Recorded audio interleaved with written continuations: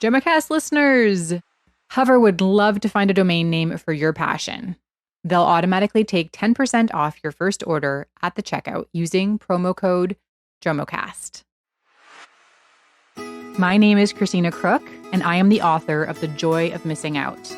I want to welcome you to the JOMOCast, a brand new podcast for founders and creators seeking joy in a digital age. JOMO is the joy of missing out on the right things. Life-taking things like toxic hustle, comparison, disconnection, and digital drain in order to make space for life-giving commitments that bring us peace, love, meaning, and joy. I am very excited to introduce you to my friend, Aaron Reynolds. Aaron is a person who describes himself as very online. He runs a number of wildly successful social media accounts, the primary one of which is called Effin Birds. It basically is what it sounds like, historic illustrations of birds, truly beautiful illustrations with hilarious phrases that Aaron has created. And Aaron's mission in life, which I just love, is to make social media, in his own words, less of a hellscape, making social media more fun and playful. We're all spending a lot of time in those spaces, and Aaron's working hard to make it a more joyful space. Aaron's someone I met at Fireside Conference, an incredible tech conference where there's no technology present. It's actually at a summer camp, and it's completely unplugged. And Aaron started subscribing to my work and following along and finding that the JOMO quests and messages I was sending him were really having a positive impact on his life. Aaron is maybe one of the most unexpected JOMO advocates, but he is. He's a patron of this work. He is bought into the JOMO message and tries to employ as much of that as possible, even with the incredible technology demands on his life. So if you're someone who describes themselves as very online, that your work demands you to be in that space, I think you'll learn a lot from Aaron's story. I hope you enjoy it. I'm talking to Aaron Reynolds. Aaron Reynolds is a jack of all trades, such an interesting individual. We're going to talk about all the things, but really the reason why I wanted to have this conversation with Aaron is because he is someone who describes himself as very online. I'm very online. Yes. Very online. I've been trying to be less online while still being online enough to do the things that I need to do. Right. So that's hard. It's a balance. Yeah. So, okay. I wanted to start off today by finding out if there's one thing people wouldn't know about you if they followed you on the internet. I think that I spend a lot more time stressing out about things than I present. And I do that on purpose. I want to present one of my goals with social media is to try to make social media more fun, less stressful. And so if I am presenting a picture of me being stressed out about what I'm doing, it's like, no, it's not going to work out. And actually the thing is, my stress level has gone way down over the last 4 or 5 months. And I've done that. I've had to take a lot of steps to make that happen. But everything is a lot less off the cuff and a lot more thought through and a lot more planned than it appears. It has to have the appearance of being effortless and fun, but there's a lot of work that goes into everything. And so I like 2 days of my week are me sitting down and writing jokes, 8-hour day of doing that. And that's wow. And for something that's supposed to look like it was a reaction in the moment and tossed off. Right. The fact that I'm putting 16 hours of, people. Yeah. They don't know. Exactly. Yeah. Exactly. So you don't want them to know. And that's a part of the brand and that's part of what you're doing. Yeah. But do you feel like because you've been at this for some time now, you're able to be in that place of sort of less anxiety and more confidence? Yes. Yeah. A lot of it was figuring out how all this stuff would work. We were just talking about how what scheduling tools I use, and before I was using those, I was doing a lot more stuff manually. And before I figured out a strategy for scheduling, it was a lot more shotgun approach. It was me because I I very effectively use reruns, because the thing about, especially about Twitter, is if you didn't see it in the moment, it went away. Unless it was incredibly popular. Right. And so the idea that I would make a joke one time and it would then be gone forever is very silly. And so, 16-hour days of writing, people. Exactly. And so what I realized early on in one of the projects I was doing was I burned through my content 4 or 5 times faster than I needed to, And so the thing about Effin Birds is it's all the lessons I learned on all the other projects. And so I've been like, what's the right word? I've conserved my mental energies more with it because I had a good plan about how it was going to go when I started it. Okay, let's rewind. Okay. Like a couple of years. Yes. To Square Trek. Was that the first? No. So the thing is, I've done a great many things. Many of them are awful. The first one that hit was a thing called Bat Labels, and all it is screenshots of the 60s Batman series that have like one of the jokes in that series is that everything has a big label on it, and the label is not necessarily what's the right word? Not necessarily descriptive. It's there to sort of, it's hard to not go all the way into the weeds on this, but the guy who created the series and who wrote a lot of the episodes, Lorenzo Semple Jr., raged against authority figures, and signs and labels are some of the authority figures he raged against. Okay. So, so the show is filled with like absolutely nonsensical labels. So explain to people what we're talking about. Which Batman? 1960s Batman, Adam West. Okay. Yeah. The greatest Batman. The greatest Batman. The greatest Batman. It's really true. Bat Labels was a project while I was sick because I was trying not to lose my mind. And I started cataloging all the labels because I thought they were really funny. And I was posting them to my personal Twitter account. And a couple of my friends said, Aaron, like, we realize you're going through some stuff right now, but just enough with the Batman. And I was like, oh, screw these people. I'm just giving it its own account, And so that was proved to be a great idea because it has like 50,000 followers today.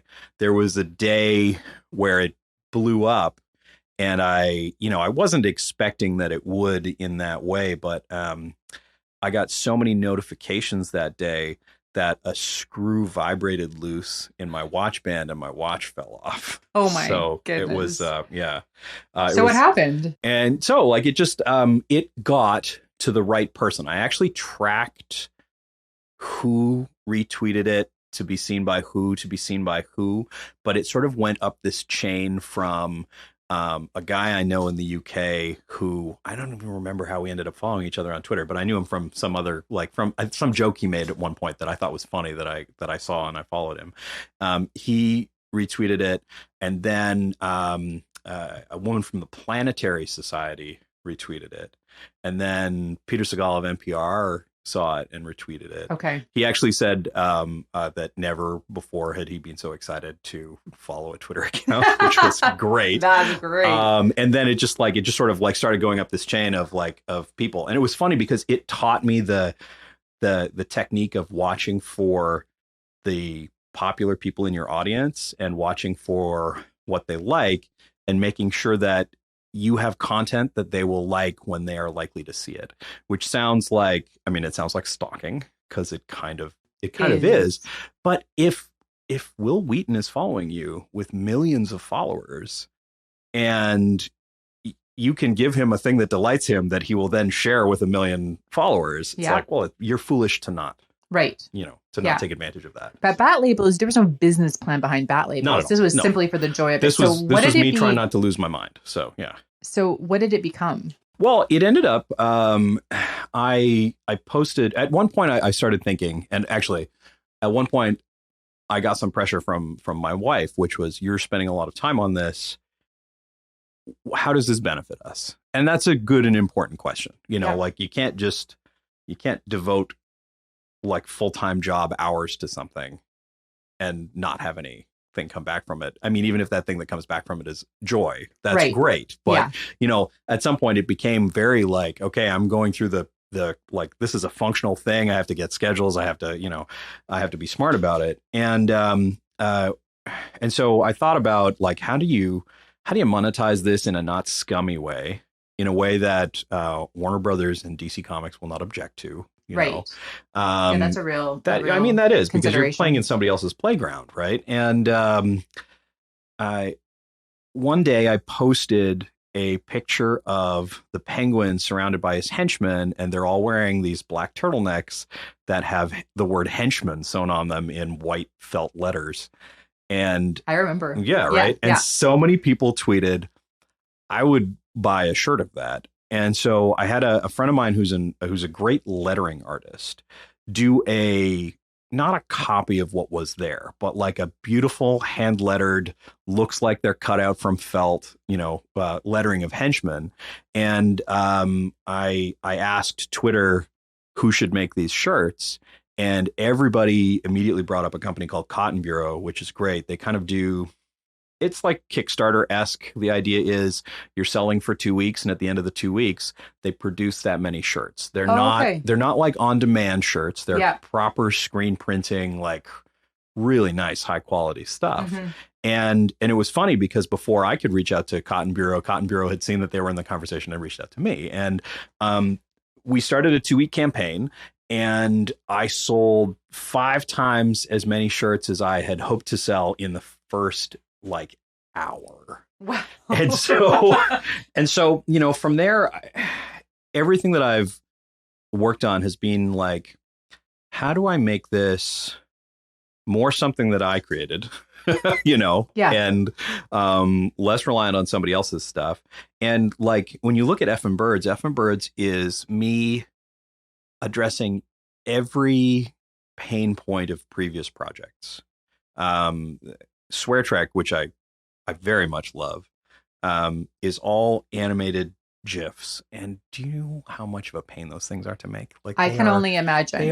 It's a nightmarish old file format that is not good. And yet it is what I have to make over and over and over again. And like, it was like, well, okay, what can I do that will have the same kind of impact as that doesn't have the technical steps, that I don't have intellectual property conflicts because I either like own or control the rights to what I'm doing, right. And so there was this giant list. Like, I had a huge list of, here are all my pain points from all the projects so far. How do I solve all of those? And I put every one of those solutions into building Effin Birds. So I built it backwards. I built it from like, what does success look like for the other things? What made them successful? Great. Let's put those things in there. What do I hate about those things? Hate's a too strong a word. What is a pain for me about those things? And how do I take those out of it? And so it was really like, it was designed in a very like, I almost want to say it was like a mercenary kind of project. Like, it was like, well, what is a way that I can do this and make money at it? But, but that's just strategic. That's just right. Creating a sustainable life. It just feels like, oh, I didn't make this project for the joy of it. And I did make it for the joy of it, but I also did it as a job. Yeah. So, I think I had this sort of, I feel like a revelation this fall where I realized if I am a responsible artist, I get to continue being one. Right. That's it, right? In terms of creating a sustainable income at what you do and what brings to your own life and serves people. And so explain to people what Effin Birds is. So it's beautiful vintage woodcuts of birds. They are beautiful. Beautiful vintage woodcuts of birds with my personal feelings attached to them. So it'll be there's this duck, and the duck does not look pleased to be there. And in a lovely script that matches the style of the woodcut of the duck, it says, I bet this problem would go away if we had more fucking meetings. and so that, I sell a lot of coffee mugs with that on it. A lovely person who works at Volvo sent me a picture from a meeting at Volvo headquarters where that mug is on the table. I love it. Yeah. Yes. The greatest. So that's kind of Effin Birds in a nutshell. It is, how am I feeling about things, and pairing it up with beautiful, bird artwork. And I mean, it's evolved into like, it's a store, and there are mugs, and there are decks of playing cards, and there are I love playing cards, so it was like a dream come true to make a deck of playing cards, and like pins and all that kinds of good stuff. Fun. Yeah. Okay. So how much would you say technology dominates your life? Oh, a lot. Like, I we actually played the screen time comparison game the other day on our phones, and Who's we? my family and I. Yeah. Me, my three boys, and my wife. And for the record, I did not have the highest screen time in the family, though it was only counting screen time on my phone and not on the computer. Right. So, that's not fair because there's, the 8-hour days of writing are on the computer. So probably inflate the number by 16 hours. It's one of those things where I get up in the morning and I read all my replies. Okay. Right. Yeah. And then I make scheduled time throughout the day for things.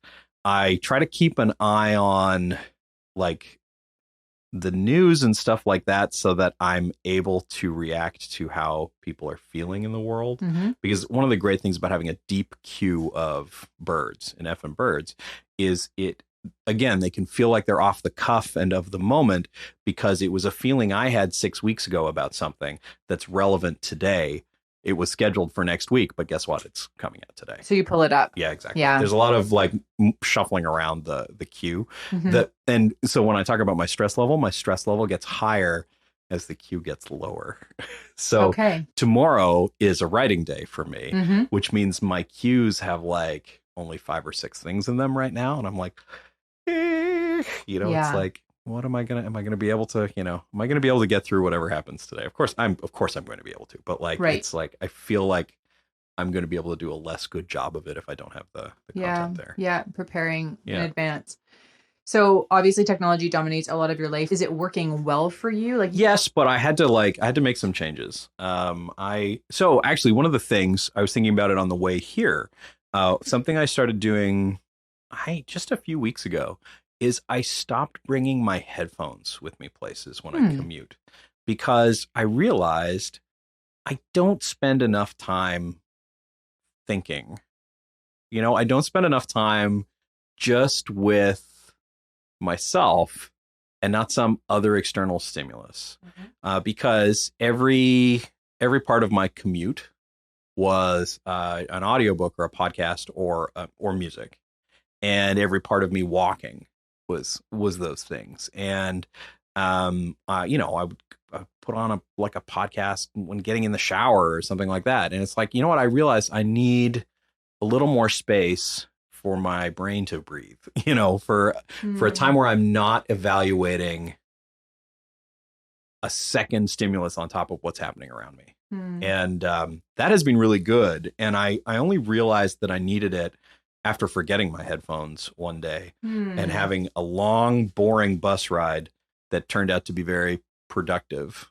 So I kept going back and writing things down during it. And I was like, wow, maybe I should just do this on purpose sometimes. And so that's been great. And getting to a place where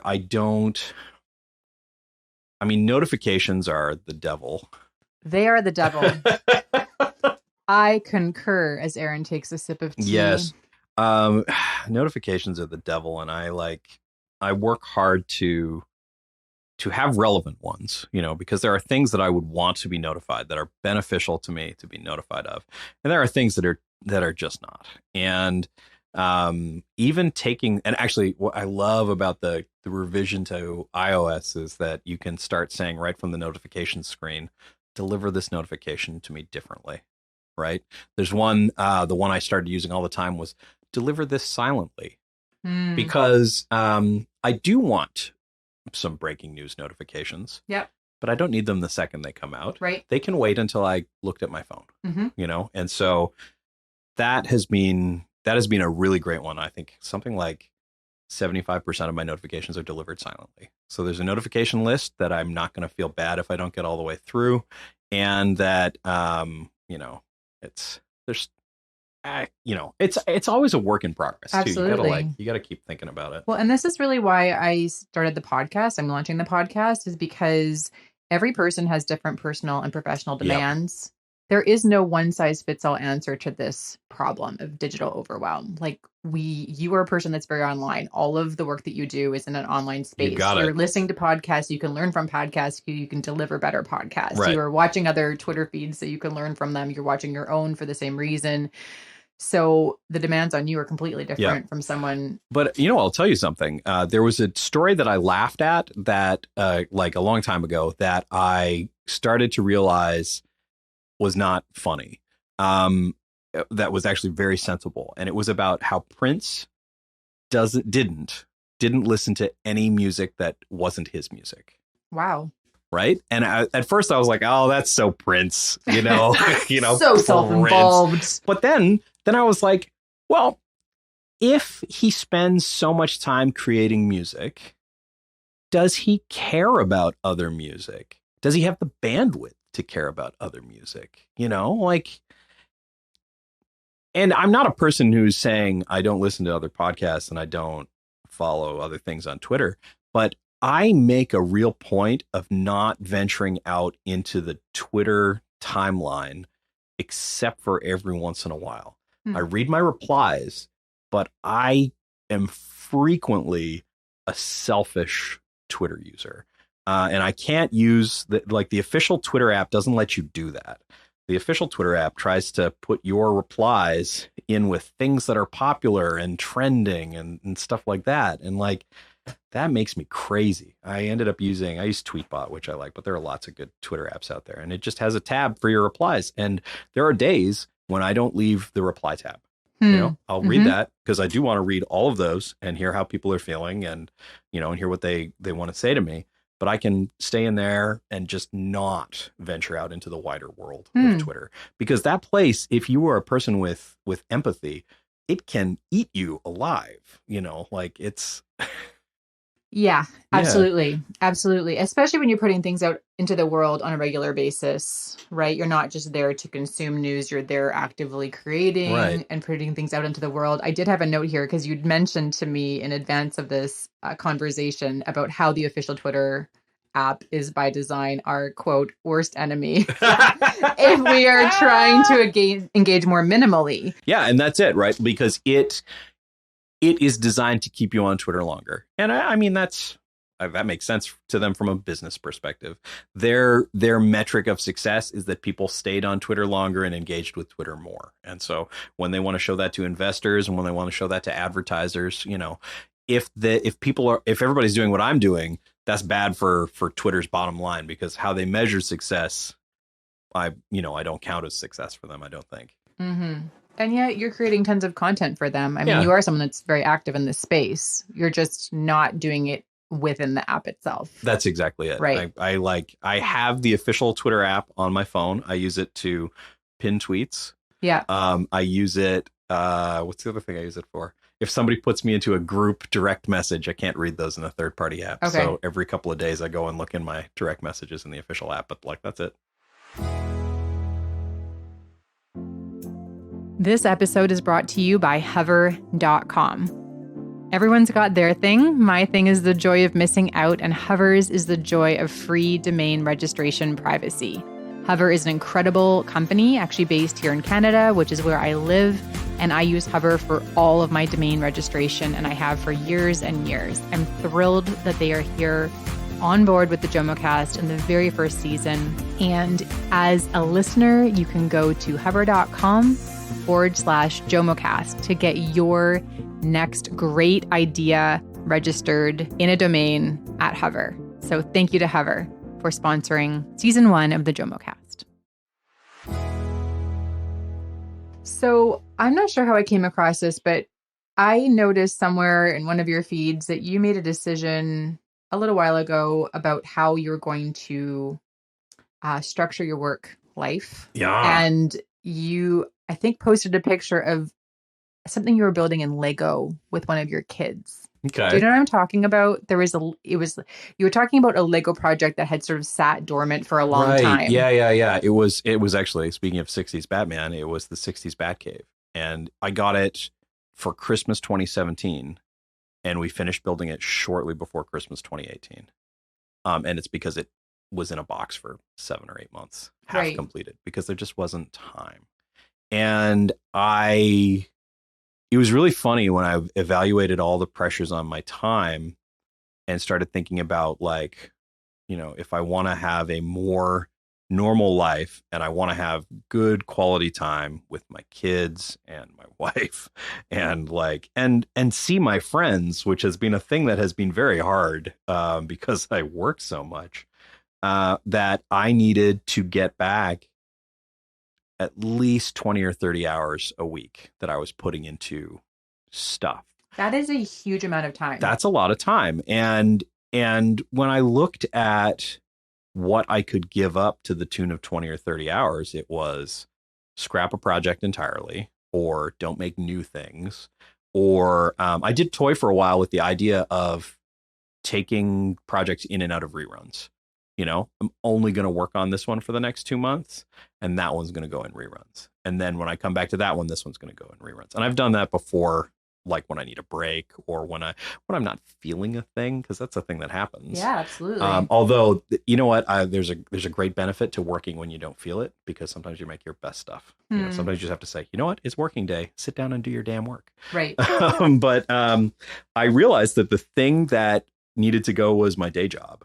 And that was a terrifying realization. But it was a realization that it lined up with the fact that, Effin Birds is a reasonably profitable enterprise. I have 3 employees. I have a web guy, a customer service guy, and a shipping guy. Entirely because I don't want to do those 3 jobs, but because it generates enough money to warrant that. Yeah, exactly. To warrant that, and to have somebody do that as a full-time job. Because I looked at it and I could make more money. I could make the shipping guys money, but I would spend my day putting things in boxes. I'm like, I don't want to do. Sorry, Ryan, but that's your job, not my job. Thank you, Ryan. Exactly. Thank you, Thank you, Ryan. But when I evaluated that, and then I looked at, I had the opportunity to write an Effin Birds book, which is coming in this coming fall, probably October. Yay. Perfect time for Christmas. Perfect. That's the fact that it is positioned as a Christmas book is a lot of pressure on me. Don't you remember the book, Won't You Go the Fuck to Sleep or whatever? Oh yeah, right? That's a great that book. Was a great That's seller. a great book. Yes, I need to get on that same train. So yeah, I had that opportunity, and it came with not like it's not $1 million advance, but it came with a good amount of money as an advance. And I realized I would have to spend the time to write the book. And I looked at what the time commitment of that was. And I said, this is incompatible with me also having a 40-hour day job and running these projects.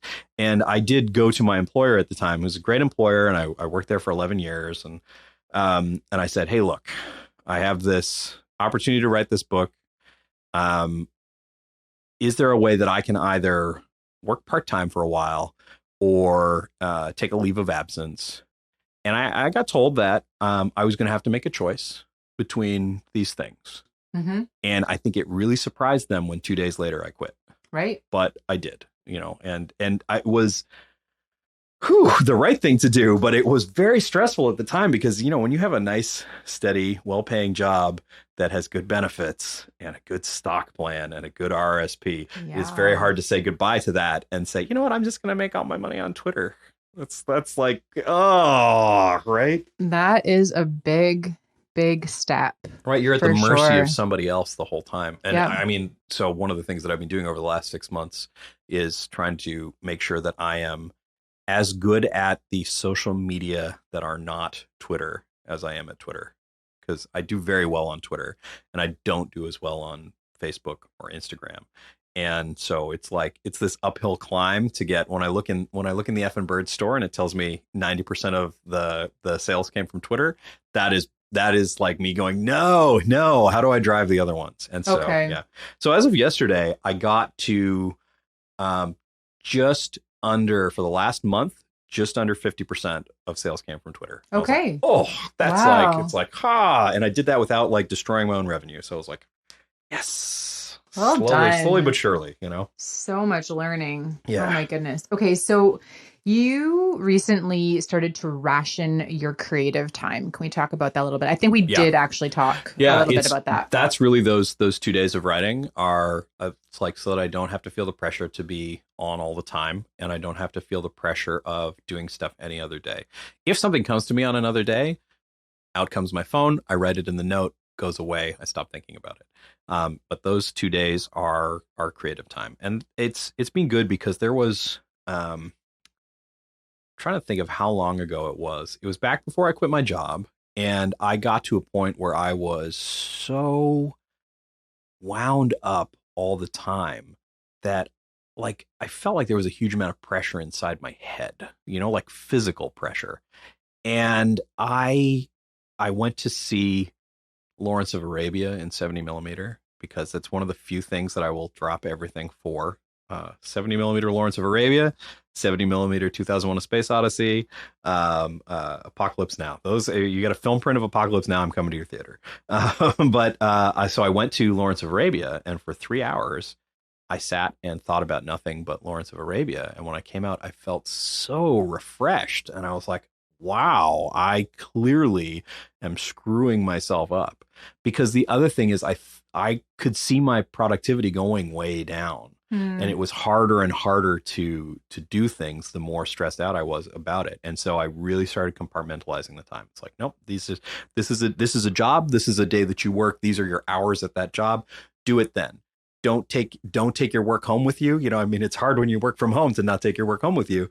But I was like, okay, I'm just going to put up some barriers and just and not, because otherwise I don't even have time to do the dishes, For sure. So, Okay, so what are the days and what does it look like? Is the phone in the room? The phone's in the room because there will be part of those days will also be some admin.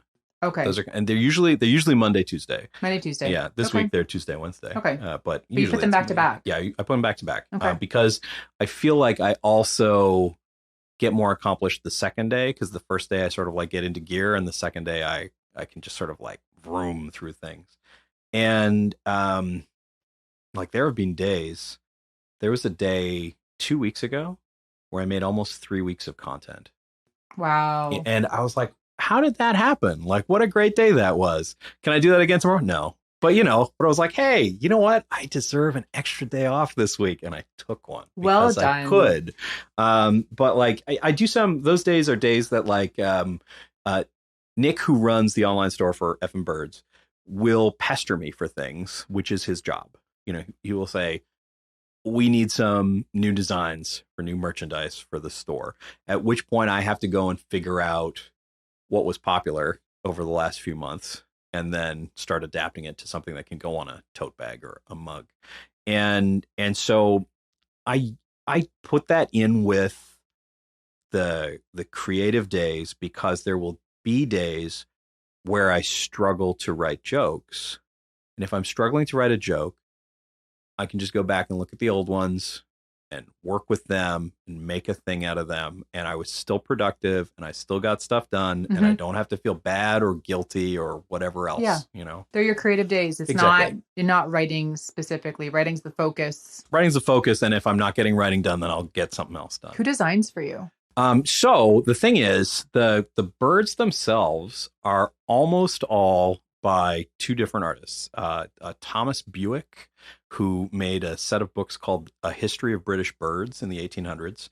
They're actually very much worth reading because he is so curmudgeonly and he hates things like electricity. So it's maybe he would love your Effin Birds. Think he would. Well, that's the thing is, when I actually read some of his work, I was like, man, he would be into this. Yeah.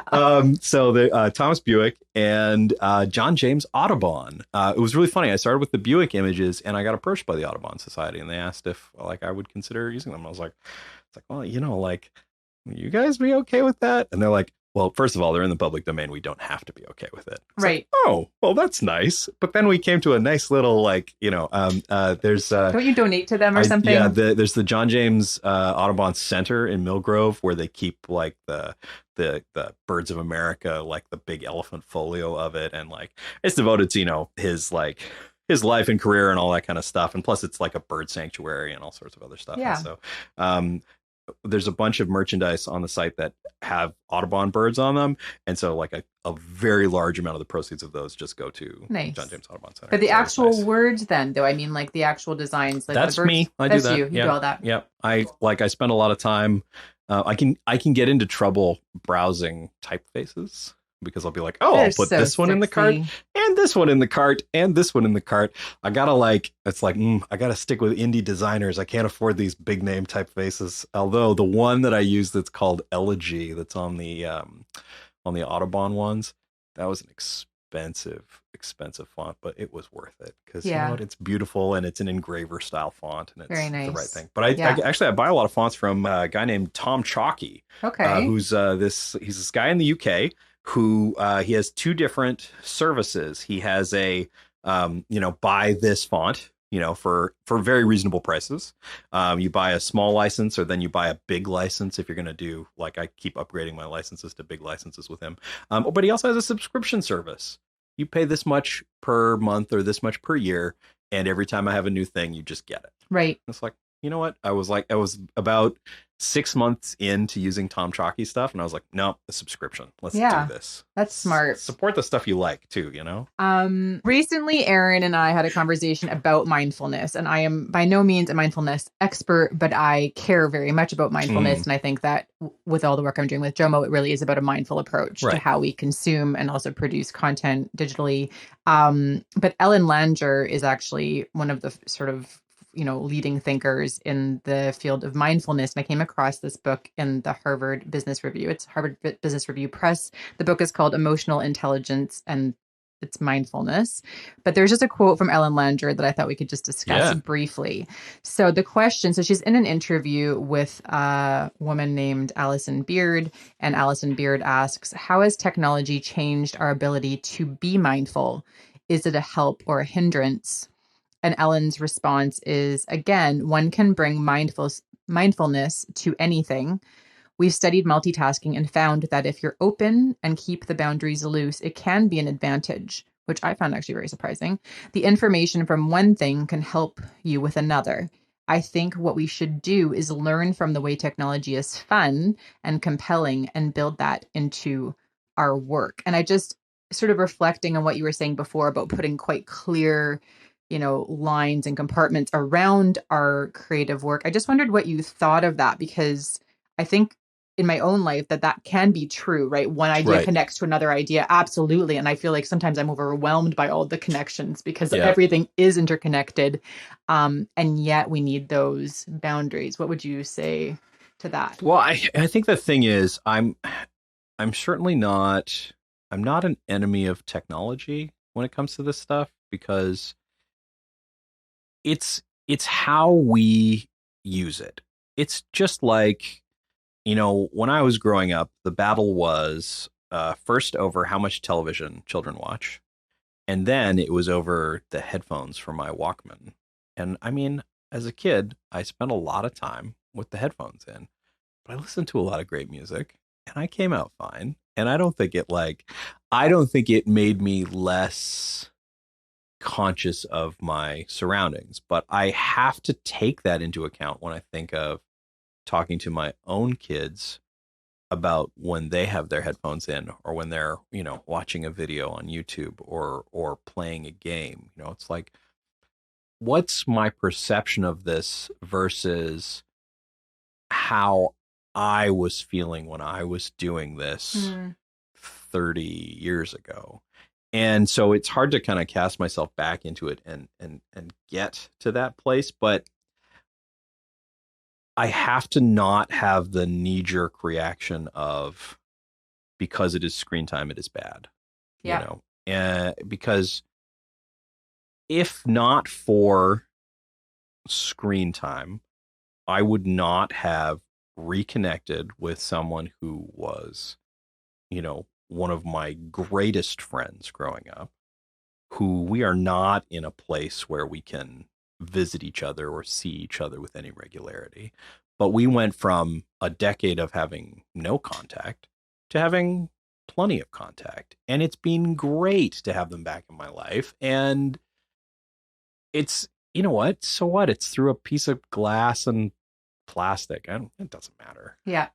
And so I think that's really it. We have to, it is what we make of it, right? All these things are what we make of it. And, I have I spent 20 odd years building a movie theater in my house. Like over time, I just keep, every once in a while I buy a piece or replace a piece or make it better in some way. And like people who know me from high school will have seen the first steps of my home theater. I guess almost 30 years. Wow. So at least 25 years I've been building this theater. And I could, if I wanted to, like spend my whole life in that room, and I don't.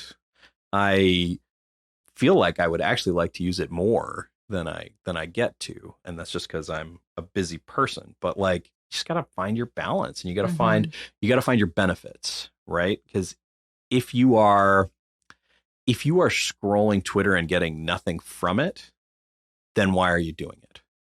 And if you are having an argument with someone online and getting nothing from it, why are you doing it? And if you are, like anything, right? Like, where's your benefit? What are you getting from it? And just evaluate it. I mean, there's like Marie Kondo right now is, does it spark joy? I mean, does it spark joy is great. What is the benefit of it? Yeah. Yeah. I kind of am joking in my head right now that I'd like to be the Marie Kondo of digital. Yeah. Actually, someone asked Marie Kondo to Marie Kondo their digital life because they realized that it helped a little bit with their space, but the thing they really needed help with was decluttering their mental life and also just their digital space. Like there's, all the backlog, all the stuff we have on 1,000 hard drives, just taking up mental real estate, right? Like half written cover letters and, half baked ideas and all the things that are just sitting there. I really loved that idea. I'm going to wrap up with this. You've been someone that's been really supportive, which I know surprised you, of this whole idea of JOMO, the conscious decision to disconnect and experience life offline. Why do you think you're still curious about it, or why do you think that's important? Well, I think we first met each other because we were at Fireside for the last 3 years. Yeah. So I met you just after a talk that you gave. Right. Which was just when only bat labels was a thing. Right. And I was not in a place where I felt like I needed what you were offering yet, but I rapidly got to that place. And so it was really wonderful to have had the seed planted early enough that I could start recognizing when I really desperately needed to make changes. You have, maybe we could wrap up with this. You have one story about sort of just stopping everything and going and sitting under a tree. Could you tell us that story? So one of my favorite things from your project has been rediscovering how much I like to get newsletters. And it actually led to me subscribing to way more newsletters. And then, of course, unsubscribing from a lot of newsletters because you got to figure out, what's working for you. Yeah. And by the way, having newsletters come in that have collected yesterday's news, I don't have to be like paying attention to it everywhere else. It's like, great. These are the 5 important things that happened yesterday. Right. I'm on top of it. I'm good. That only took 10 minutes. Great. For sure. But one of your quests was in your newsletter was to spend like the afternoon in the company of something green or something like that. And I was like, I could go work under a tree. Let's go work under a tree. And I took my computer outside and I worked under a tree. And I was like, oh, that was great. Well, I should just keep doing that. And so I have a hammock in my backyard now. It's great. I love it so much. Working hammock. Aaron, thank you so much for being with me. We actually did this interview in my home office. Yeah. We'll talk about work-life balance and That's right. putting up the barriers, but then more and more we work where we live, and it's real hard to strike that balance. Yeah. It's even hard. It's hard for my family to strike that balance because, you know, if I mean, my kids are school age, so thankfully they go to school and I can work during that time. But if I'm not done my work by 3:00, when people start coming home, it gets tough because I'm at home and I'm doing a thing that looks exactly like the person who's watching YouTube. You know, it's like, it's very hard to like perception, right? Perception is real tough. 100%.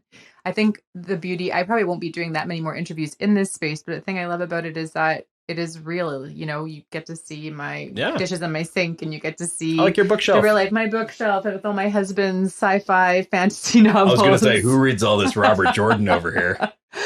But yeah, it's nice to pull back layers and remove some distance and absolutely.